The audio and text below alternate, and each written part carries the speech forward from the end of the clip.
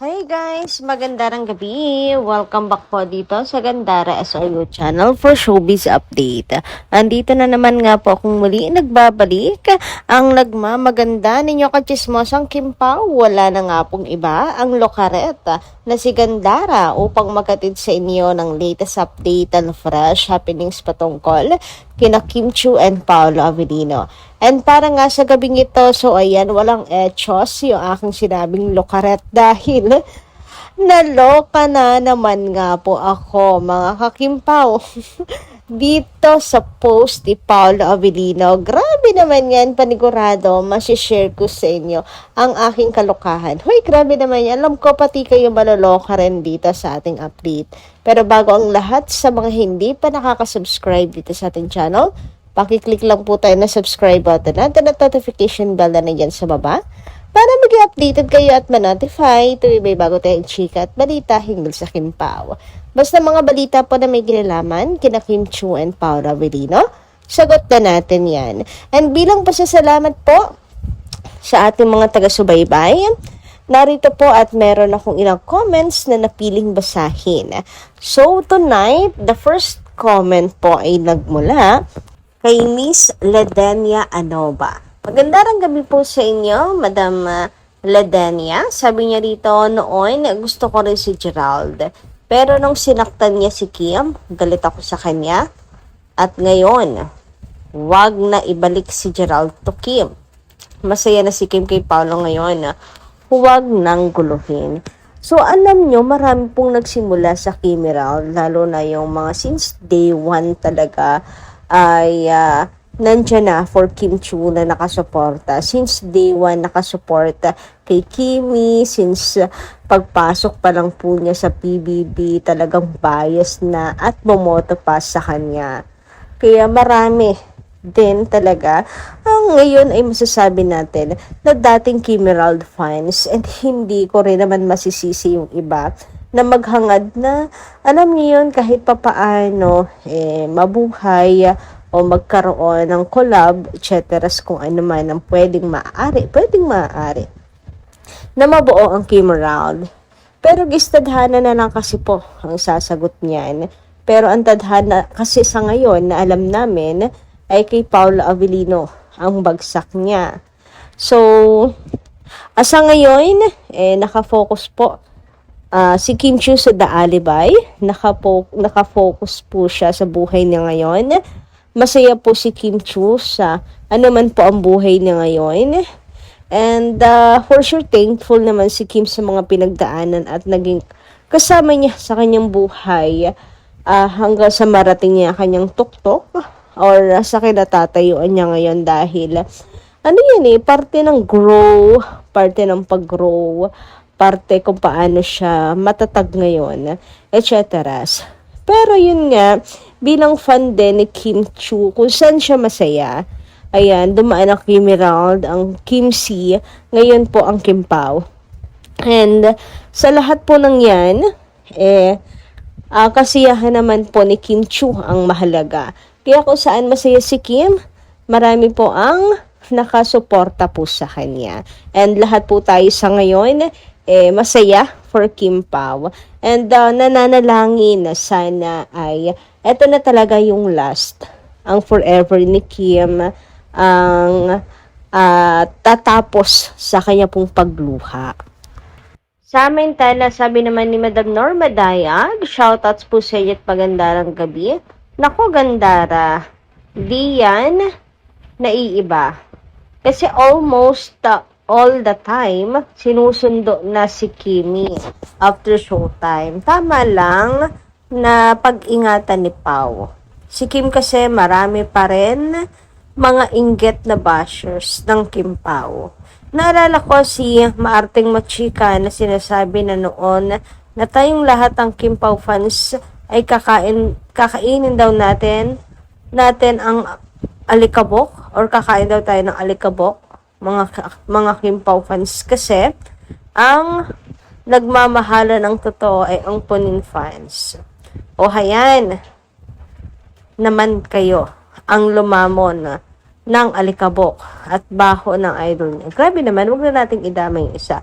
What a shame Buhay Kapabas. Ano pong Mating Machika. God bless Kip Pao and all their fans worldwide. Love them both. So, minsan kasi guys, alam niyo kung bakit hindi ko sinasama si Janine? Hindi dahil sa bias ko siya. Hindi dahil sa katulad ng iniisip ninyo. Kampe. Pero alam niyo kasi, may mga bagay na hindi niya kontrolado, na hindi niya alam na ginagawa ng kanyang mga fans. Parang si Kim.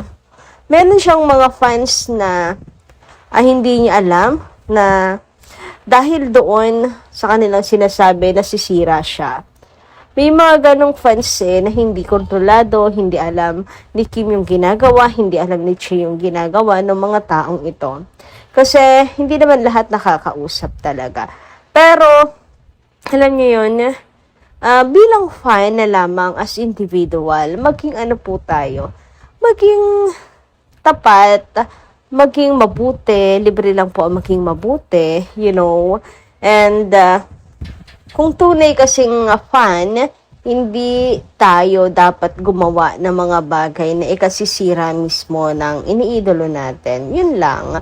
So, about naman sa pagkain ng alikabok, I don't think so. Sabihan man po nila tayo nakakain natin yung mga sinabi natin, o kakain tayo ng alikabok someday kasi meron silang gustong improve.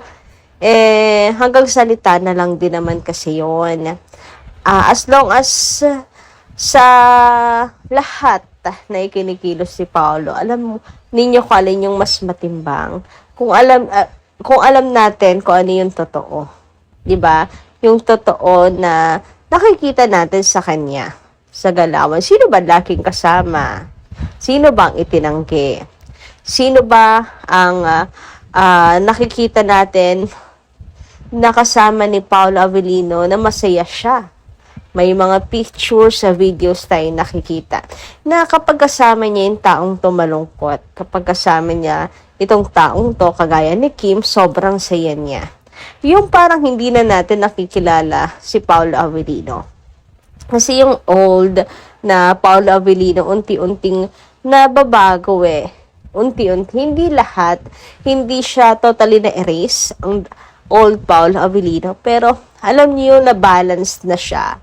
Kung dati puro simangot, puro serious, parang hindi mo mabasa, ngayon palangiti, nakangiti, palabiro, ang pogi, pakaayos.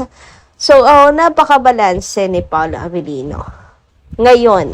And kita nyo naman kung siguro kung sino ang kasama na yan ni Paolo at kanino, kumbaga ay sino ang dahilan. Bakit naging ganon si Paolo Avellino?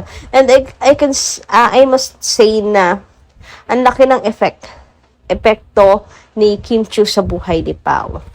Samantala, dumako naman nga tayo dito sa broadcast channel ni Paolo Avellino. Finally, at nakapag-post na rin si Paolo Avellino sa kanyang channel. And eto po ang update. May mga movie recommendation si Paolo Avellino. And alam niyo, isa sa maganda dito talaga na sabi kong napanood na rin natin at marerecommend itong Ballerina. Napakaganda yan, guys. So, ito, must watch daw po. Meron kanya-kanya tayong trip, pero ayan, mga maaari na magagandang movie to watch. So, ayan, nakakatuwa. At bakit? Mapapatanong ka naman, bakit may pagganito? Mukhang may pa-movie marathon. Alam nyo, may nabasa ako. Hi, baby time daw. Baby time sa taglamig. Huy, grabihan nga yun. Syempre, babalik na rin naman sa work. And syempre, paano nga hindi maloloka at mawiwindang na naman ang mundo ng Kim Paulandia, hindi ba? So, ang dami ang dami na naman pong naiisip ng mga fans and kasama na tayo dyan. Lumilipad ang utak kung saan-saan. Pero, ayan, maganda nga po itong gawin. Lalo na hindi rin naman makagala, hindi rin naman makalabas at umuulan. Pagpasok nga ng trabaho ay napakahirap dahil nga maulan na. Talagang tag-ulan na ngayon. At alam niyo, pag tag-ulan, tag-lamig. Charot, ayan na naman tayo. So may nabasa nga tayo. Sabi dito, ang kulit din eh. Eto na, pandagdag ng anghang sa ating pinag-uusapan. Malamig ang panahon na tapos na ang work ng mahal niya. Ay! Baby time mode on. Snuggle and cuddle time. Hoy! Hoy! Wait lang naman. Ako na naman ay inyong niloloka na naman. Anyway, sabi dito, sarap dito. Movie time? Kasama mahal mo. So true kayo dyan. Movie marathon, walang tulugan. Ganyan. Masaya talaga. Lalo na kapag mahal mo yung kasama mo, hindi ba? Quality time, ayan. Quality time, spending time together. We know naman Kim Chiu, kilala natin yan. Medyo malikot lang talaga ang ating isipan. Pero we know Kimi so well. We know Kimi so well. But, yes. Ay, naku, ayoko na mag-talk. Kayo guys, ano inyong masasay patungkol dito? Pa-comment ka lang dyan sa baba. And hanggang dito lamang muna ang ating update. Thank you so much po sa pakikinig. Kita-kits tayo sa susunod kong chika. At sabay-sabay na naman tayo mabaliw. Charot.